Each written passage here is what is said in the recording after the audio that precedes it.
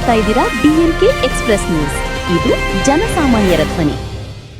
ಶ್ರೀಮಾನ್ ಅಜಯ್ ಕುಮಾರ್ ಸರ್ನಾಯಕ್, ಮಾಜಿ ಸಚಿವರು ಮತ್ತು BDCC ಬ್ಯಾಂಕಿನ ಅಧ್ಯಕ್ಷರವರಿಗೆ ಹುಟ್ಟುಹಬ್ಬದ ಹಾರ್ದಿಕ ಶುಭಾಶಯಗಳು.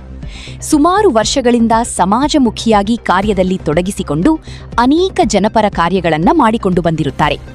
ಉತ್ತರ ಕರ್ನಾಟಕ ಕೃಷ್ಣಾ ಮೇಲ್ದಂಡೆ ಯೋಜನೆಯ ನೆನಗುದಿಗೂ ಬಿದ್ದಿರುವಂತಹ ಸಂದರ್ಭದಲ್ಲಿ ಆ ಯೋಜನೆಯನ್ನು ಹೋರಾಟದ ಮುಖಾಂತರ ಸರ್ಕಾರದ ಗಮನ ಸೆಳೆಯುವಲ್ಲಿ ಯಶಸ್ವಿಯಾದರು.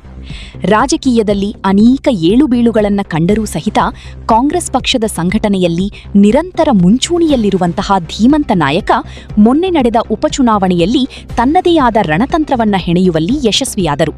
ಜಾತ್ಯತೀತ ಮನೋಭಾವನೆಯುಳ್ಳ ದೀನದಲಿತರ ಪರ ಯಾವತ್ತೂ ಹೋರಾಡಿದಂತಹ ಮಹಾನ್ ನಾಯಕ ಶ್ರೀಮಾನ್ ಅಜಯ್ ಕುಮಾರ್ ಸರ್ನಾಯಕ್ ಧನಿಗಳು.